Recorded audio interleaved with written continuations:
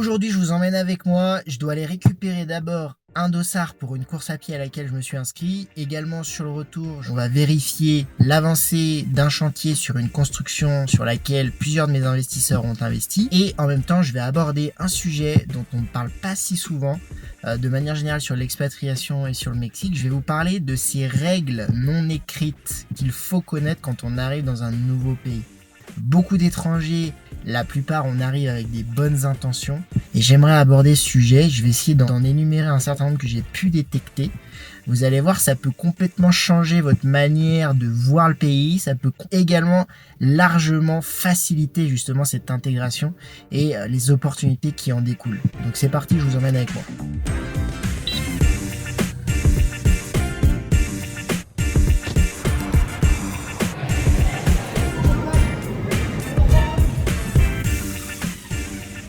Bon, ça y est, le kit pour prendre le départ de la course a été récupéré et du coup j'en profite pour vous parler de ces fameuses lois. Comme vous le savez, du coup il y a les lois écrites et puis les règles non écrites.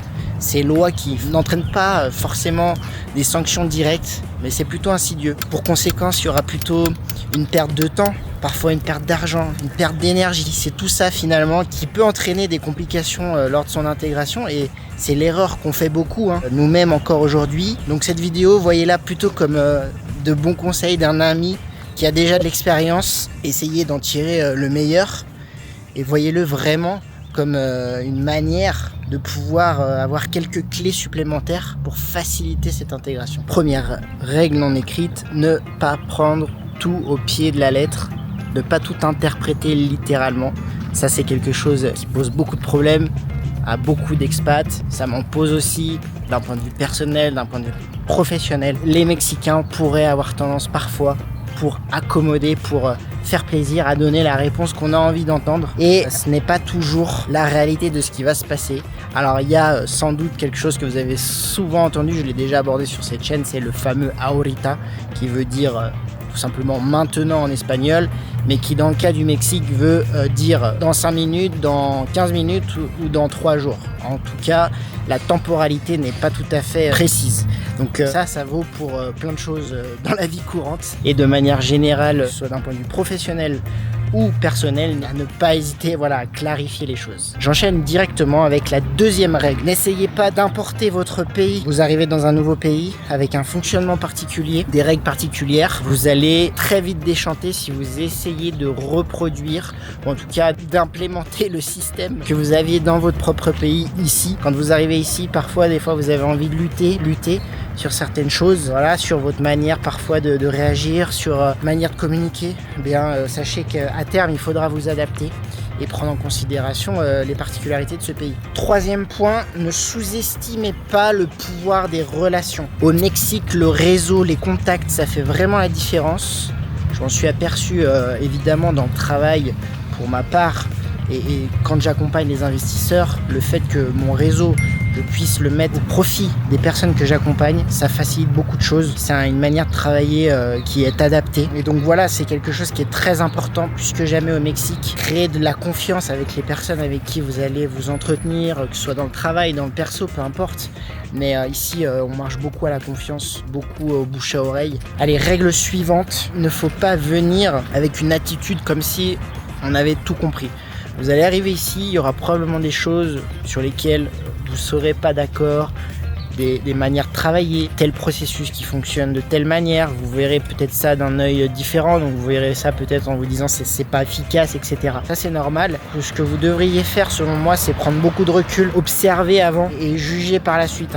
C'est très important selon moi de vraiment s'intéresser à la manière dont les gens pensent ici. C'est parfois très différent de ce qu'on a connu avant, mais parfois vous aurez des bonnes surprises. Par exemple, parfois au Mexique, vous allez travailler dans des domaines, peu importe. Moi, je vous parle beaucoup d'immobilier parce que c'est ici mon activité principale. Bon, vous êtes avec des interlocuteurs qui parfois sont relativement informels ou des choses comme ça. Il y a deux côtés de la pièce. Vous pouvez les voir évidemment comme un manque de professionnalisme et en même temps ce côté parfois un peu informel où on s'embête pas à faire des mails ultra propres, des choses comme ça. Ça vous fait gagner beaucoup de temps. C'est une façon de communiquer beaucoup plus directe. On utilise beaucoup WhatsApp. D'un autre point de vue aussi, je me dis peut-être que sur certains points je suis pas d'accord, mais si je le vois d'une autre manière, les gens, je les appelle, je leur envoie un audio par WhatsApp, c'est beaucoup plus rapide, c'est moins formel, j'ai pas besoin d'ouvrir mon application email, ou en tout cas d'envoyer un email, de dire bonjour, machin. Voilà, ça peut étonner, hein. Parfois, dans l'immobilier, moi je travaille avec des gens comme des notaires ou des avocats, de communiquer de cette manière. Moi j'ai de l'expérience en France ou même aux États-Unis. Ça fait bizarre parce que avec ce genre d'interlocuteur, c'est pas vraiment en général comme ça que ça se passe.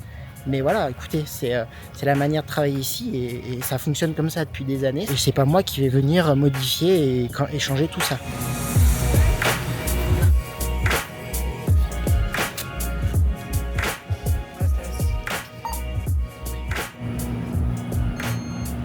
C'est parti. On est 10-15 minutes du centre de Querétaro. Je sais pas si vous voyez la taille du drone.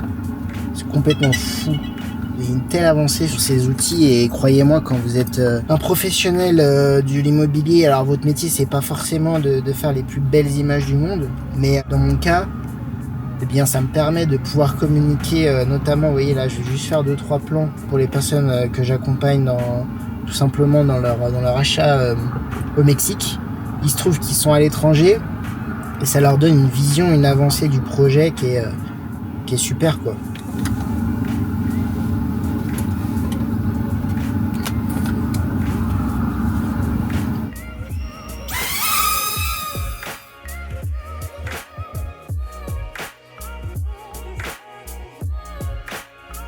Ok, je vous reprends directement dans ce petit parc pour enchaîner sur la 5e règle non écrite. Alors celle-ci s'adressera peut-être plus aux personnes qui souhaitent investir dans l'immobilier, acheter de l'immobilier au Mexique. Pas cher ne signifie pas forcément bonne affaire. Oui, de manière générale, le Mexique c'est moins cher, coût de la vie, l'immobilier, il y a des marchés très intéressants et c'est aussi ce qui crée beaucoup d'attractivité. Mais attention, il ne faut pas forcément aller au moins cher, il faut bien comprendre ce que ça signifie aussi. Ça n'empêche pas de regarder, notamment nous quand on part sur un mandat de recherche et qu'on a un budget en tête, on n'hésite pas à aller chercher des choses des fois un peu plus attirantes, des choses qui parfois sont dans des budgets minimes, qui nécessitent un peu de rénovation, des choses comme ça. Mais en tout cas, ce qu'il faut bien comprendre, c'est que derrière, il y a une réalité, parce que des fois aussi, c'est pas cher au départ, mais par la suite, ça peut se compliquer, notamment lorsqu'on parle d'immobilier, on parle évidemment de maintenance, on parle de marché, donc de zone à bien analyser, comment ça va évoluer, etc. 6e règle non écrite. Alors là, je vais avoir un peu l'impression d'être les parents qui reprennent leurs enfants sur les formules de politesse, mais c'est un peu le cas au Mexique, dans le sens où la politesse, c'est vraiment quelque chose d'assez important. Le respect, il y a beaucoup de formes de politesse, de formules de politesse, des manières, des expressions aussi, qui m'ont toujours fasciné, parce que si on les traduisait en français, c'est quelque chose, c'est pas naturel pour nous. Mais c'est vrai que maintenant, en vivant depuis plusieurs années ici, j'ai pris cette habitude de faire des petites réflexions. Autre chose très importante, si j'y pense, on accorde encore beaucoup d'importance au titre. Donc par exemple, lorsque vous avez fait des études, on va pouvoir dire licenciado, maestro et toutes ces choses-là, des choses qui ont été complètement perdues, en tout cas en France. Mais c'est vrai qu'au Mexique, ils y accordent encore beaucoup d'importance. C'est un truc à prendre en considération. Alors la 7e règle non écrite, c'est de penser que on peut rester indéfiniment dans ce pays sans maîtriser l'espagnol, en considérant vouloir vous installer à long terme. Mais si vous aujourd'hui vous me regardez et que probablement soit vous êtes déjà au Mexique ou en tout cas vous avez vraiment pour ambition de vivre ici et de vous installer ici, pour moi l'apprentissage de l'espagnol reste prioritaire, tout simplement parce que ça vous permettra d'aller beaucoup plus loin, beaucoup plus vite. Évidemment, aujourd'hui on est dans un monde où si vous maîtrisez parfaitement l'anglais, vous vous en sortirez très bien et je me fais pas de soucis. Mais je crois que c'est ce petit plus qui donne beaucoup de crédibilité à votre personne, tout simplement. Et moi je sais qu'une des choses qui m'a le plus permis d'avancer et de pouvoir évoluer, que ce soit d'un point de vue personnel ici au Mexique ou professionnel, c'est le fait de pouvoir maîtriser alors l'anglais évidemment, mais aussi l'espagnol. Le 8e point, je vous communique beaucoup d'informations en ligne. J'ai aussi moi-même beaucoup d'appétence pour ces réseaux, notamment YouTube évidemment, mais la réalité c'est que vous pouvez pas vous limiter à ce que vous trouvez en ligne, et surtout dans un pays comme le Mexique. Les règles évoluent tellement vite, c'est tellement un pays où le terrain est important que la réalité c'est que tout se passe à en parler sur le terrain, c'est-à-dire de manière physique. Et c'est pour ça que si vous voulez aller plus loin, vous devez échanger avec des locaux, vous devez échanger avec des personnes qui sont déjà expatriées. Si vous êtes sérieux dans votre projet et que vraiment vous voulez mettre toutes les chances de votre côté, voilà, aller plus loin. Quand moi j'accompagne, j'assiste des projets comme celui-ci, j'hésite pas vraiment, voilà, à essayer de partager, de donner le maximum d'expérience que j'ai eu, mes apprentissages, et tout ça, ça se fait de manière naturelle au cours des conversations lorsqu'on avance petit à petit dans le projet. C'est aussi ce qui permet de monter en compétence tout simplement sur comment ça fonctionne ici et comprendre beaucoup de choses que on pourrait mettre des années à comprendre si seulement on se limitait à tout simplement de la lecture en ligne qui reste finalement une manière très passive d'apprendre les choses. Le 9e point, et ça c'est important de le comprendre, la chaleur humaine que l'on peut ressentir ici au Mexique, c'est-à-dire cette manière que finalement les gens sont relativement agréables, souriants, etc. Ça peut être quand même très dangereux dans le sens où il ne faut pas non plus penser que tout le monde vous veut du bien, bien au contraire. Donc toujours avoir un petit peu cette micro-alarme derrière soi. Mais en tant qu'étranger venant dans un pays, bon bah vous le savez, par notre position, en tout cas au départ au moins, lorsqu'en plus des fois on maîtrise même pas trop bien la langue, on comprend pas tout, bah on est plutôt plus une victime entre guillemets facile pour les personnes mal intentionnées. Et donc ça c'est évidemment une règle de base, mais évidemment j'ai tendance à dire que le Mexique pour moi et les Mexicains sont parfaits pour les gens qui veulent s'intégrer, mais ça n'empêche qu'il peut toujours y avoir des exceptions, donc ça n'empêche pas d'être toujours un petit peu méfiant et de faire attention. Donc c'est très important pour vous de comprendre ça. 10e et dernière règle non écrite, j'ai déjà commencé à en parler, mais là je crois que c'est très important de comprendre que vous ne pourrez pas recréer la même vie que vous aviez auparavant ici au Mexique. Et je crois que l'objectif ça doit pas être de tout simplement vouloir faire un copier-coller. Alors sachez que évidemment c'est possible, évidemment il y a beaucoup de choses qui peuvent être mises en place, notamment sur les styles de vie. Tout ça c'est des questions qu'il faut se poser, notamment lorsqu'on souhaite s'expatrier, dans le choix des villes, dans le choix du quartier.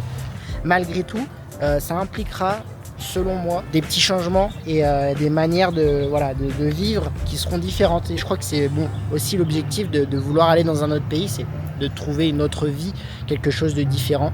Donc ça ne devrait pas être un problème, mais je préfère le mentionner et mettre comme une règle non écrite. Écoutez, c'est tout pour moi. Ce que je peux vous recommander, c'est de tout simplement essayer de suivre entre guillemets ces règles non écrites, hein. Alors évidemment ça n'est que mon point de vue, donc je vous laisse aussi la liberté de voir par votre expérience ce que vous pourriez rajouter là-dessus.